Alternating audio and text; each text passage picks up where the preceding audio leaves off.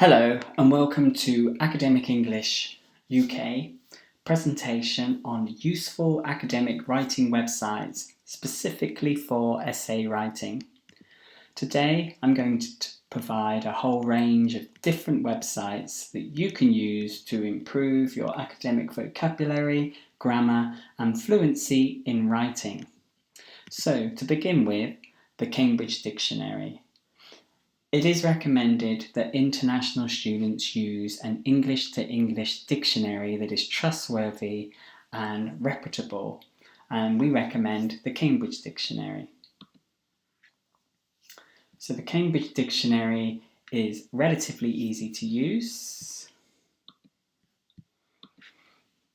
I'm going to use the word analyse, good academic word. Now, the Cambridge Dictionary provides the word, it tells you its form, and it provides pronunciation. Analyse. And it provides this, which is called the phonetics. But more importantly, is it gives a definition or an explanation of the word, which will help develop your understanding of English, but also of that keyword. It also provides a whole range of examples as well. Okay? A more detailed dictionary is called the Longman Dictionary of Contemporary English. This provides a whole range of information about keywords. So I'm going to use the noun this time, analysis. Now, the Longman Dictionary provides a whole range of all the different word forms of analysis, so the adjective form and the person, an analyst. It also gives a clear separation of its syllables, so it's a 4-syllable word. It offers, again, British and American pronunciation. It also tells us that it's in the top 3,000 spoken words and the top 3,000 written words, but more importantly, it tells us that it's in the academic word list. It gives good explanations and also examples, but the difference is that you can listen.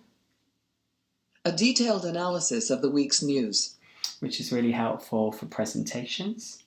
But really importantly is it provides something called collocations. Collocations are words that commonly go together, or sometimes I refer to them as word friends. So here, adjectives that go with analysis would be detailed or in-depth analysis or a careful analysis. So this is fluency. It also provides verbs to carry out or conduct an analysis. Very useful for paraphrasing or fluency in your academic writing. Right, next is synonyms.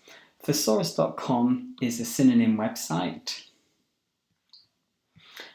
So again, I'm just going to use the word analysis to demonstrate key synonyms. So synonyms means similar words, and this website provides a whole list, and the darker orange are the words that are most similar to the word analysis, and the lighter orange are not as similar. Underneath, it provides antonyms, which are the opposite of the key word, not the similar word, but the opposite word. Okay? Personally, I prefer just to use Google for synonyms. So here, I would just put in the word analysis plus SYN, and this gives me a whole list of synonyms. You can probably see that you actually get more of a range of words from Google than you do from Thesaurus.com. This is a great resource for paraphrasing. Okay. Collocations. We've talked about collocations already, and osdic.com is dedicated to just collocations. So you put in your word, and I'll use analysis, and again it gives a real great range of adjectives that collocate with analysis, verbs, etc. Okay, next is academic phrases. The University of Manchester have created an academic phrase bank. This phrase bank is set into topics, and each topic has a range of phrases within it. So, for example, if I was reporting results and I was referring to data, then I can use these types of phrases. The table below illustrates, as can be seen from the graph, slightly more detailed academic language. The purpose is being critical. So if I wanted, let's just to say, identify a weakness in a paper, I could use phrases like James fails to acknowledge, the main weakness of the study is the failure to address. So this would help me achieve critical analysis in a paper. So there's lots of different phrases that you can use, and this is not plagiarism, because plagiarism is copying people's ideas. This is just using language. A great resource, and this will lift up or increase your grades of your overall academic language. Okay. Next is Grammarly. Now, Grammarly is not necessarily academic, but it's a good way of checking your grammar and vocabulary as you're writing. Basically, Grammarly is similar to a spell checker, whereas it underlies keywords that have problems in your writing, and it offers a range of different alternatives. Now, if you pay for the premium service, it gives explanations of why there are differences in these words. So here we have during and while, and it explains the differences of using these linkers. Perhaps the difference between ride and riding that you're using, and it talks about gerunds and infinitives. And here is a difference in verb tenses. So this is a good way to improve your understanding of grammar and vocabulary rather than going off and referring to books or trying to find the answers. This Grammarly provides that. Now, Grammarly has a free version which only really checks grammar and spelling, but if you wanted all the advanced checks and information on grammar and vocabulary, then you would have to go premium. I checked the price today, and in March 2018 it's $140 a year, but for that kind of price you're getting a whole range of services to help you improve your grammar and vocabulary, but also there's a plagiarism checker as well, which would help with your paraphrasing. Okay, finally is a reference generator or a website called Cite This For Me, and this helps to create references. It uses all different reference systems like Harvard, APA, Chicago, IEEE, MLA, and you basically just put in the name of the book or the journal that you're using, and it will create the reference, something like this.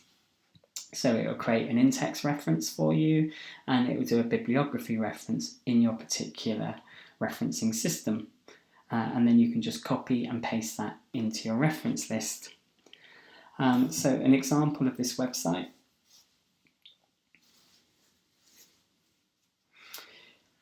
is that, first of all, it talks about what type of reference are you trying to do. So a website, journal, book, or a whole range of different other things from, I don't know, blogs all the way through to journals, legislation, reports. Then you can choose your referencing system, APA, IEEE, etc. I'm going to choose APA. And there's lots of other things of creating bibliographies and accounts, but on a basic level, this is all you need here. So I've got a journal that I've been reading, and I'm just going to put in the name of the journal. It's here. So I do a search and then I start looking down to see which one it is. Now it's come up with two. I've got 2014 and 2013. I'm quite sure mine's 2014 because it's a journal. And then I have a look through just to check to make sure it's the correct journal and the issue and the pages. And then I go to the final step.